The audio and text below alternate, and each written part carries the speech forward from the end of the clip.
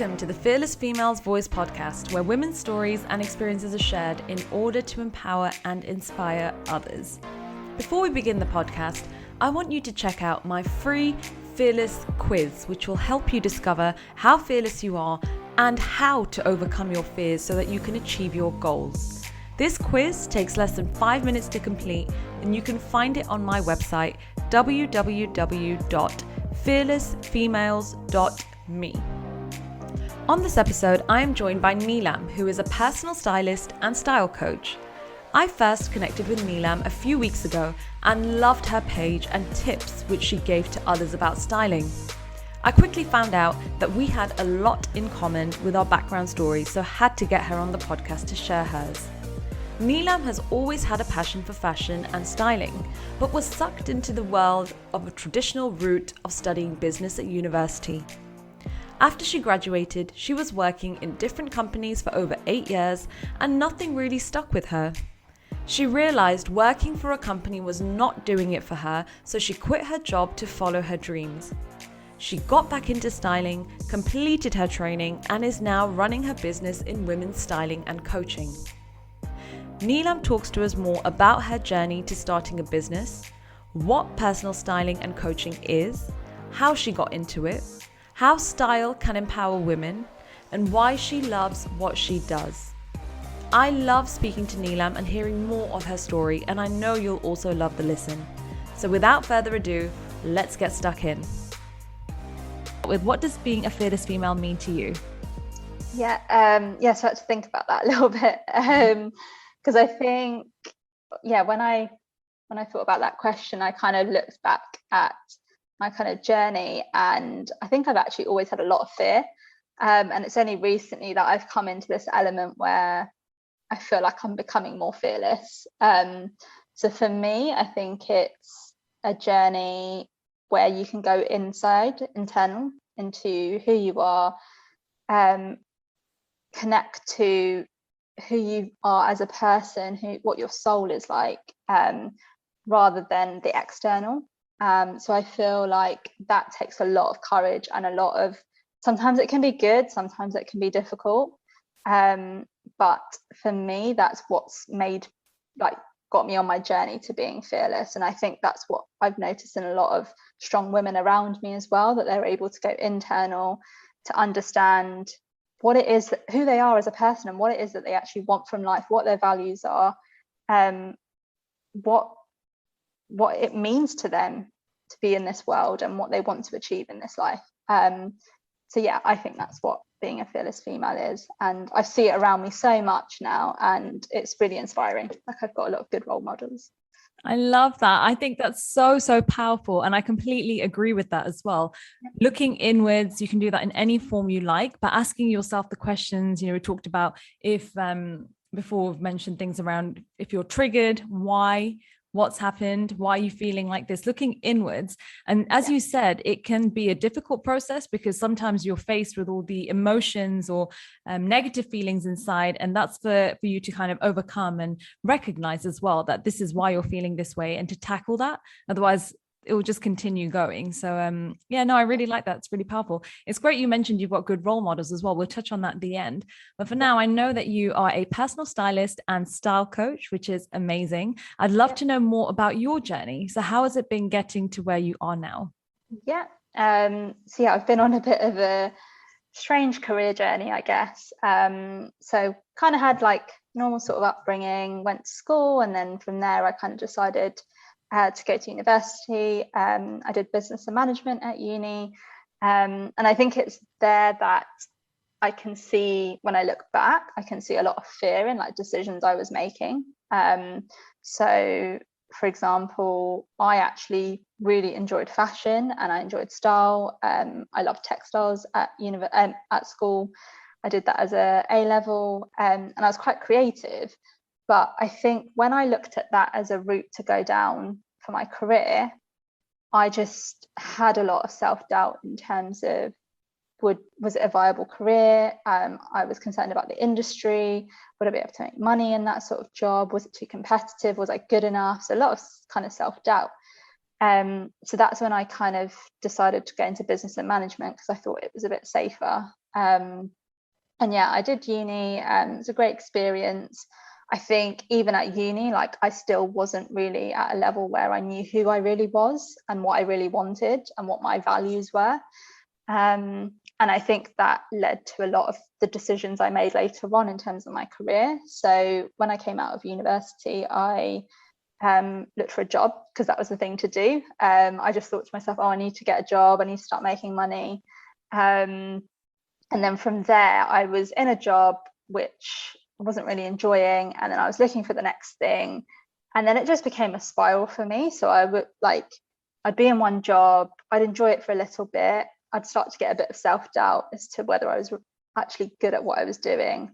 And then I would find issues. So, and looking back, I know it was me that was finding the problems. There weren't actually any problems, but it was me finding them. So whether it was to do with like management or the role itself or progression or the financial aspect, there was always something that wasn't quite right. So I job hopped a lot. So I think in the space of like 8 years, I had I moved to about 6 different companies, different roles within that as well. So I was very much searching for something that I was never going to find in these sorts of roles. And then I think it got to, so last year, when COVID obviously hit, I was working from home and I just got to the point where I was just really depressed. I was going through some personal stuff as well. And I just couldn't cope. I was living in a small flat, working from home, obviously living in there constantly, having my dinner there, like doing my work there, watching TV there, relaxing there. Everything was in one space. And I just wasn't in a good mental state, I don't think. And I made the decision to leave my job, obviously leave the financial stability of a job, because I just knew it wasn't right for me. And when I did that, I just knew I couldn't go back to working for someone else. I'd come to the realization finally 8 years later that I just didn't want to work for anyone else again. So that was like a big turning point, I think. And then, so me and my husband Raj, we had always said that we were going to go traveling. So we'd been saving for years and years, and we said we're still going to do it, even though it's COVID. We still tried. So in September last year, he left his job, I'd left my job. We put our flat on rent, we sold our car, took our money, and we just attempted to travel. We got as far as Turkey, spent 3 beautiful weeks in Turkey. It's a beautiful country. But then we were stuck and we couldn't go anywhere from there because of COVID. So we had to come back. And I think it was that point of coming back where I was at my lowest, because a big dream had been taken away. I didn't know what I wanted to do for my career. We were so unsettled. So obviously not having a place of our own, a car, just that independence, and it had been lost. And I think, yeah, that was kind of like the lowest point where I was like, I need to do something. And I think that's where that piece of going internally, that's when it really started for me. So before that, I'd done a lot of work on myself anyway. So I'd started doing things like journaling and meditation and things like that. But it was, I think, that point when we came back at the end of September where I was like, I need to do something. And that's when I really went internal, and I started journaling, I started meditating, I started looking at my values, what was really important to me and what I really wanted from life. I became a bit more spiritual, connected with that side as well. And it's really shaped my kind of journey, and it's what I still carry with me now and I still work on now as well. So yeah, that all happened. And I think it's when I did the piece on my values and I realized that what I'm on this earth to do is to help people. That's what I wanted to do. That's what I realized was what I wanted to do. And I just needed to figure out how I wanted to help people. I think it was that how that then led me to becoming training as a style coach and personal stylist, because one of the things I loved was fashion and style and creativity, and I'd lost all that creativity in all those 8 years. I lost my touch with being creative, because I was just chasing jobs that weren't satisfying and they weren't giving me that thing that I needed. And then that's when I found the right course, and I started the course at the beginning of this year, actually. So much has happened in the space of a year. It's been crazy. So yeah, I did the course. I was working part-time at the time, just to obviously support ourselves financially. And then I was taking on clients at the time as well. So it was quite a lot setting up the business. And then I finally launched in August this year. So yeah, it's been a very long journey to get there. Wow, what a story. And it sounds like you've gone through many different things. So I'll go back and touch on a few of those. So I'd like to know more. So when you said you were at university, you went into business management as your degree. You did say that you were still really passionate about fashion and style, and something that always kind of stuck with you. How did you discover that? Because people really struggle to find their passion. It's taken me many years to get to knowing that. And it's good that you've got that from such an early age, because many people find it in their 30s or 40s, and they have this moment of, wow, this is what I'm here to do. This is my passion. But it sounds like you already knew that from a younger age. I think I knew it, but I didn't realize I knew it. I know that sounds weird, but I think I always enjoyed it. And, like my sisters would say to me, oh, like, you're so good at it. Like they would always turn to me for like advice on things to wear. And, they'd always compliment me on what I was wearing and things like that. And people around me would. And I just don't think I ever really realized how much I enjoyed it and that connection to it. And it was only when I felt like I'd maybe lost it a bit over those years that I realized like it was actually quite a big thing for me and something I was actually quite talented in. And how did you discover that reignition of, this is my passion and this is something I knew, but it's almost been lost and now I found it? Like that's also really rare to hear, that you find it and then you lose it and then boom, you've got it again. How did you reignite that? Yeah, it was actually my sister actually said to me, she was like, when I came back from Turkey, she said to me, like, you just need to do something with fashion. You just need to start like doing stuff on Instagram. You just need to go for it. And I think I just had a lot of negative self-talk. And I think there was a lot around the industry as well, like a lot of negativity around the industry, and also being present on things like social media. Because basically when I quit my job last year, I had started posting a bit more on Instagram, and I started blogging, and I loved it, but I also felt very nervous around it. And especially putting yourself out there like that. And in this sort of industry, you do have to do it. I'm not saying it's the only thing that like drives your business, but it is a big part. So I think that's like, my sister encouraged me a lot to do it. And then it just all came naturally. And then it just flowed from there because I gave it a chance, I guess. And that just goes to show that it really is something you're so passionate about, because they always say if you're doing or working on something that you're passionate about, it doesn't feel like work and it all just flows. You're in a happy place and you push through and you continue on when times get tough. Yeah. So you touched upon negative thoughts, self-doubt. And yet when I hear your story, you've made some bold moves. So you've gone from business management, you did 8 years in industry, moving job to job. So I remember when I was working in the corporate world, they always used to say to me, oh, it doesn't look good on your CV if you're jumping job to job to job. So that made me think, right, I need to stick to, I worked in 3 big corporates and I stuck to just 3. I was like, right, I'm not going to try looking for new opportunities because there was that, I was scared to be like, oh, will someone employ me? So the fact that you've also done that and you've explored, because I was too afraid to be like, right, let me go to another company, try something new because this isn't for me. So you've taken some big leaps there, then to say, I'm going traveling, then to come back and say, oh, actually to quit, sorry, then go traveling, then come back and say, right, I'm starting my own business. There's some really big, bold moves that you've made. So although you had the self-doubt and negative talk, you've still made them. How, or what advice would you give for someone who's in that position? How did you do it? I don't, like, sometimes when I think about it, they don't seem big and bold because I think a lot of it was out of fear. So like even with the job, it was the moving jobs, it was fear of staying, or instead of fear of moving, it was the fear of staying. But I think it's just to go with your gut. So I think I wouldn't be here if I hadn't made those choices. So all of those choices, even when I was deciding on my degree at university, if I hadn't gone into business management, I might not be here right now. If I'd gone into fashion business straight away, I might have absolutely hated it. So I feel like you've got to go with things, go with the universe, go with what comes to you, go with your decisions as well. And sometimes you make the wrong decisions. That's fine. That's life. But they're actually, you might think they're the wrong decisions, but they're actually the right decisions.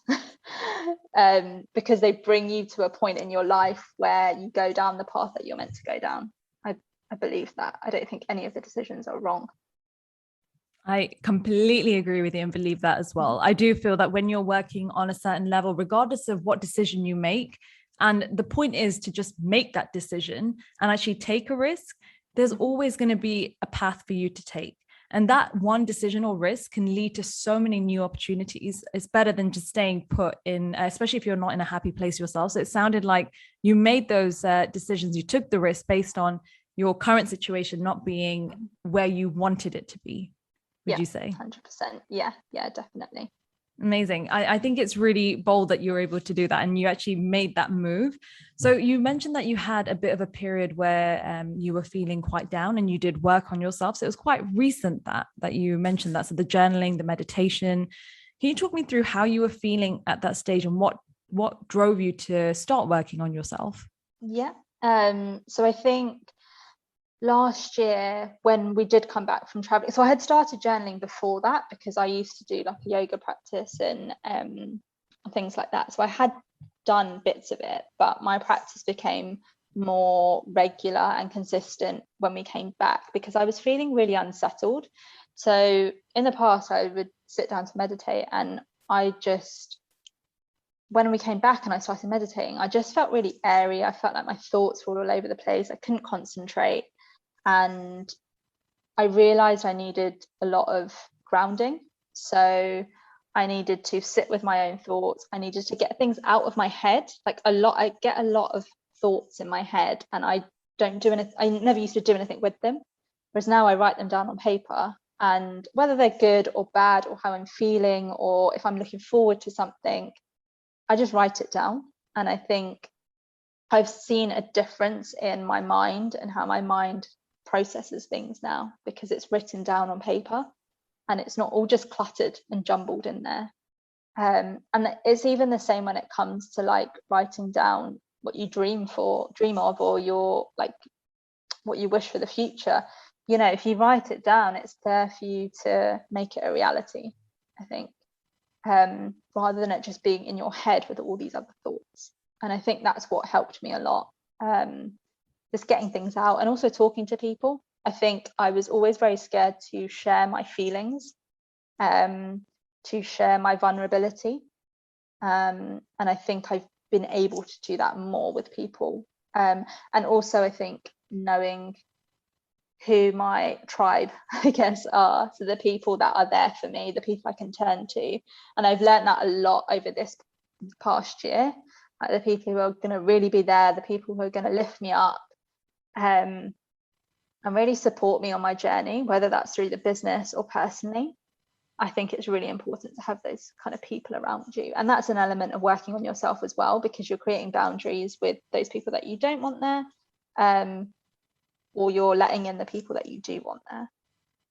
Yeah, I completely agree with that as well. That's something that I've experienced, and I do that as well. It's such a good thing that you're putting your boundaries in place and protecting your energy and your time, because it's nice to recognize that not everybody in your life should be in your life for whatever reason. So it's good to recognize that and actually say, you know what, I'm going to give this relationship a break, or maybe not speak to this person as much. So I think it's really good that you've been able to do this work.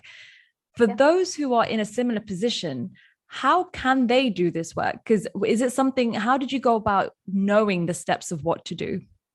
I think it's quite like a natural thing. I think exploring the options, because there's lots of different ways that you can release emotions or feelings. So whether that's written, whether that's talking, whether that's drawing, whether that's painting, colouring, Like, people do it in different ways, and I think you need to connect with what works for you.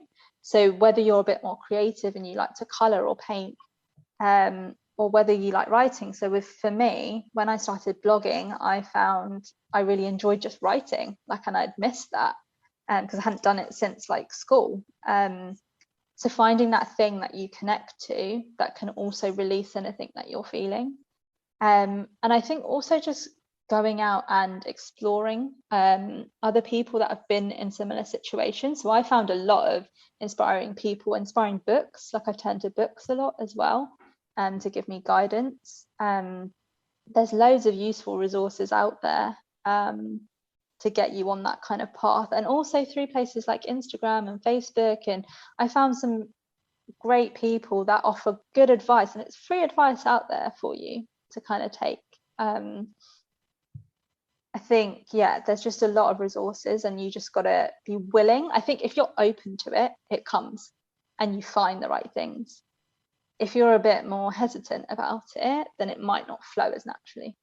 That's what I've found, because I think I wanted a bit of a practice before, but I was a bit more hesitant, whereas now I'm so much more open to it. Things just flow to me, and people flow to me. Yeah, I get that. I understand that. And that's something that I've experienced myself. And you mentioned books. I'm really intrigued. What books, or what are your top 3 books? Because I love reading. Yeah, so one of my top ones is from Gabby Bernstein. So The Universe Has Your Back. Love that book. And after I read that, it kind of, so many things just made sense to me. And I trusted in the universe, and I trusted the things I was going through, the good and the bad. And that trust just has helped my journey, because I'm just not living in that fear as much. And I think the universe can see that I'm just open to it, and I'm not resisting it. I think that's what it is, that if you resist it, it will just come back in another form, whatever it is. That's what I kind of learned a lot from that book. I've also read, I like Michelle Obama's autobiography, because she's just a really fearless female, a really inspiring, fearless female. Just her whole journey, and just the way she talks and the way she writes, it was just amazing. And there's also her documentary on Netflix, which was really good. Yeah. I also like Bex King. He's got a book, I think it's Healing is the New High. Is this his new book? One. I haven't read the new one. I've read the old one. Good Vibes. Good Vibes. Good. Yeah, I've read that. I can't remember the title, but yes, I have read that as well. Yeah, that's a really good one. And it just breaks it down, and it's really simple. Like, and when you read it, you have those kind of like aha moments. That's what I found. Like, you just catch yourself doing a certain thing, and you'll be like, oh yeah, I resonate with that in the book. So yeah, I think those are my kind of top 3. Yeah, it's great to have reminders, because we all fall into the trap of it, of the whole mindset piece around we're trusting, and then something comes along and it's like, oh well, am I good? Can I do this? And back down here, and then you're trusting, you're going up. And I think the bit you said about trusting and going with the flow and going with that, I think is huge. I've experienced, I think you have as well, in terms of you quit your job to go traveling, COVID had happened, and then you came back and you were like, right, I'm going to start my business. That's really trusting the process and knowing that that's what you want to go for, and you're being open to the universe. So I think that's you're definitely practicing what you preach. And can you tell us more about your business journey? So how did it all start up? Yeah, so so when I decided to do the training, like I said, I just wanted to help people, and I found the course that I did as a style coach, because it's an element of being a personal stylist, but it's also coaching people on that journey. So for me, style and your personal style and fashion, it's all it's a tool that we can use to feel good, to feel empowered, to have more body confidence. I think that's what I've noticed a lot is driven by things like the media. There's such a perception of what the perfect body is, or the perfect image is, and perfect size is. And there's so much around that I want to work with women to make them realize that that's not true. That's not how we should be living. That's not how we should be viewing our bodies. Like, we've all got amazing bodies, And as women, they go through so much, and we go through changes in life. Every 5 years, I notice changes in my body, and that's okay. Like, I've been on a whole journey with kind of my weight as well. Like, I wrote about that last year. And I think for me, that's another reason why this is so powerful, because I think we can use clothing to actually show our personality, show ourselves in the world, make a statement about who we are, and do it in an authentic way. And that's what I loved about style coaching, because it's coaching your clients on that journey, because it's not a quick fix. It's something that takes time, and it's education. It's not just an instant change or switch. And kind of my services and packages work on that inner confidence, so that you can show up and be who you want to be. I love that. I must say, I'm really not the fashionista type of woman at all. Like, my wardrobe is just t-shirts, easy wears. And I always say, when I go out, for example, I'm going out tomorrow, I'm thinking, what shall I wear for dinner? And I don't just want to rock up. People can't see this, but I've got just a plain t-shirt, and I've got some shorts on right now, looking really plain Jane. And I always think, what could I wear? So something like what you're describing there, it sounds like something that I could probably do with, because I'm getting to that state, especially over the last year in COVID. I'm getting so comfortable in my clothing. So it's not like I'm, and I love my body, by the way. So it's not about kind of, feeling not confident in your body. Yes, I feel very confident in what I wear and how I look, but I would love to be a bit more snazzy. I don't know what kind of word to use here. A bit more kind of, and with a presence when you go out, because I feel like sometimes I'm a bit of a plain Jane. So can you talk me more about the style coaching? So what kind of things do you offer? Because you talked about the inner work as well. So I guess you get to know the personality of the person as well. Yeah, definitely. So we use tools like visualization. So that's really important. So visualize yourself like at your best. Starting to love your body using positive affirmations. So those sorts of coaching techniques will help you build it as a lifestyle rather than just a quick fix for your wardrobe. So that when you do go into your wardrobe, you can see all the potential in there, and have confidence that you can pull it off. I think that's the element of the coaching side there, that you've got belief in yourself, that self-belief that you can wear what you want and you feel and look good in it, and you don't care what people think. And I think that's a big thing. Like, people care, we all do it, we all think that people have opinions and judgments of us, but we shouldn't be caring what they think, because that's their opinion, that's their thoughts. So that's an element of the kind of coaching side of things, to really help you make those changes, like those gradual changes in your mindset, and shifts the mindset from not loving your body or not being confident that you can pull something off. And what's the link between fashion and female empowerment for you?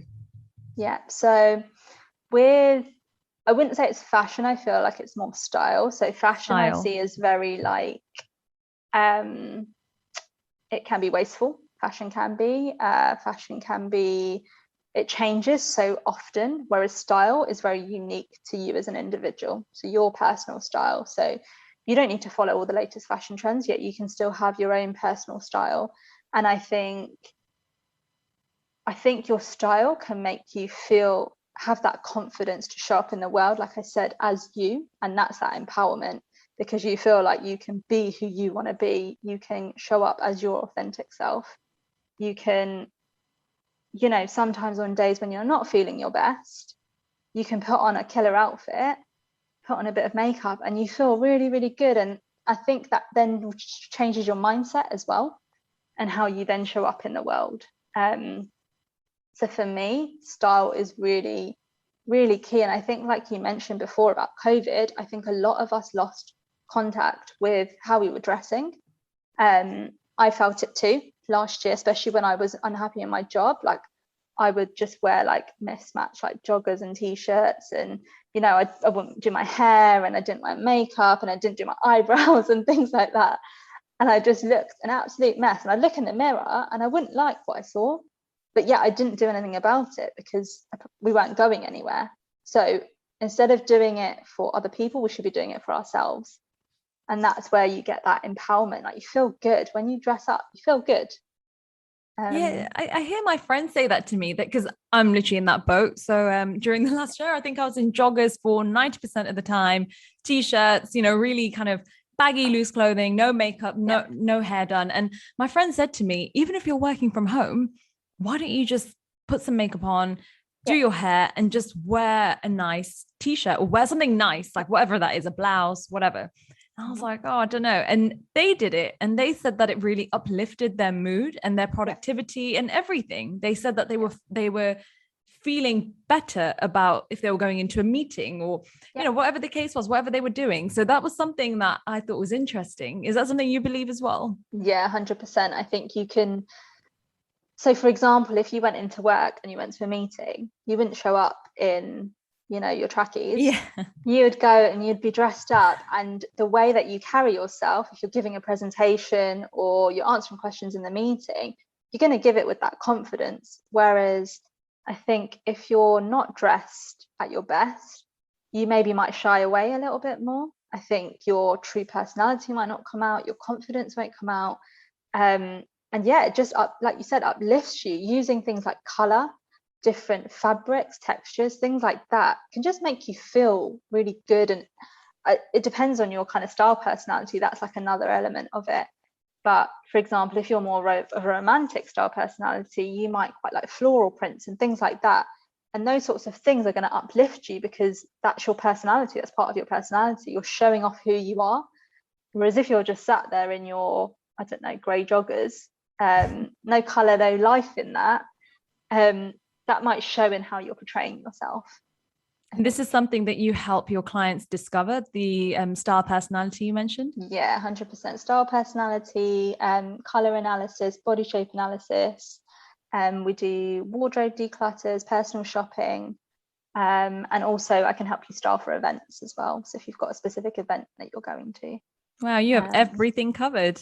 Yeah. Yeah. Everything style perspective covered. I love it. And I'm just curious, when you were working for these 8 years and you said you kind of lost touch with this passion and the creative side of it, were you still able to dress in the way that you know best to? Like, were you aware of your style personality?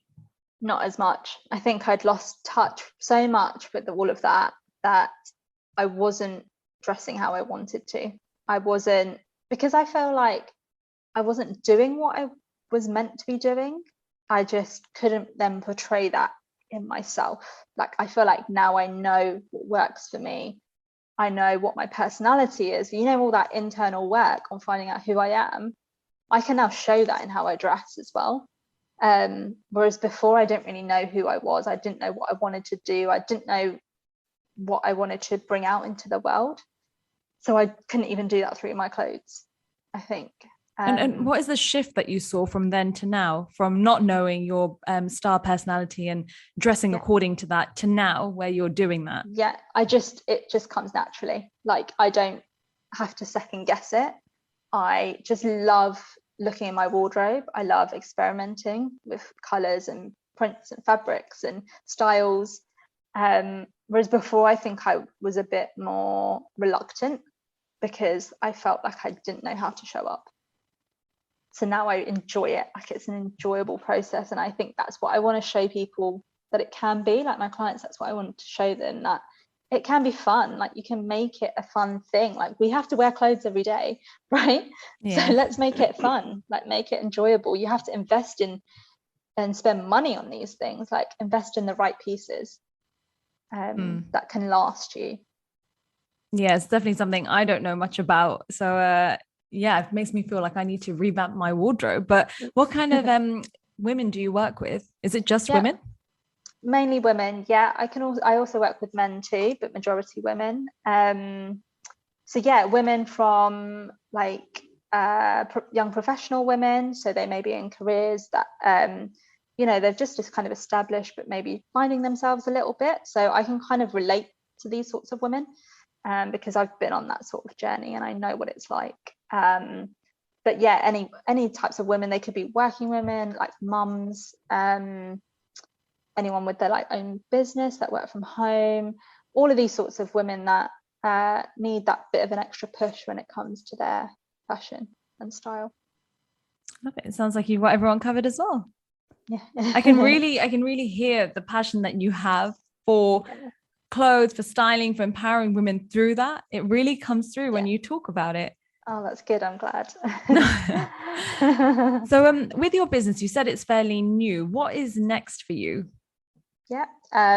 So I want to work on some events. So that's kind of next in the pipeline. So to bring together all these powerful women, I think that would be amazing. And I'd love to do like an event where I can help teach and educate women on how to dress and feel really, really good in themselves, and just bring a community together. That's what I'd love to do. Love that. Is that like a bit of training kind of thing? Yeah, sort of like maybe like a one-day event. So to kind of teach certain elements, so things like the body shapes and colors, just to get a bit of an understanding, so that people understand like the benefit of knowing these sorts of areas. And if you were to give your top tips for winter, because winter is coming up, even though today is super, super hot. Yeah. what would you say in terms of clothing? I guess it varies for the star personalities that you said, but any kind of tips you have for upcoming season? Yeah. I think number one is layering. So layer all your pieces. And that can even mean that you can wear pieces from summer or spring, but layer them up to make use of your wardrobe. So make your wardrobe work hard for you across the whole year, not just into each season. I think second would be color. I think as we go into the colder months, it can be easy to turn to blacks, grays, browns, whereas adding in a pop of color can just really lift you. It can lift your mood, especially on like a wintry cold day. 100%. And I think the third one is investment pieces. So things like coats and boots. If you can, I would say invest that little bit more in those staple key pieces that will take you through not just 1 year of winter, but through multiple years. So you might need to spend a little bit more, but investing in those key pieces will then stay in your wardrobe for a while. And when you're doing that, try not to follow the latest fashion trends, because the fashions change. Go for something quite classic. Interesting. Okay.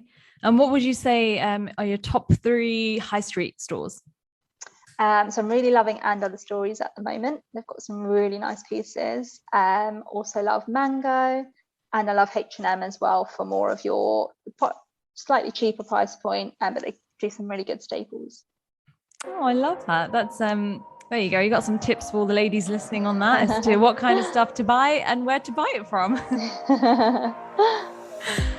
Okay, well, thank you so much, Neelam, for coming on this podcast. Worries. It was such a pleasure speaking to you and learning more about your styling business. Yeah, thank you for having me. It's been really good. Thank you so much for listening to the Fearless Females Voice podcast. Be sure to complete the free Fearless test, where you can discover how to increase your confidence, build your resilience and self-love. You can find this test on my website, which is www.fearlessfemales.me. And to connect with other like-minded females, make sure you join our Facebook group, which is called Fearless Females. Oh, and one last thing. I'd like you to do a massive favor for me. If you enjoyed this episode, then be sure to leave a review on Apple Podcasts. Thank you.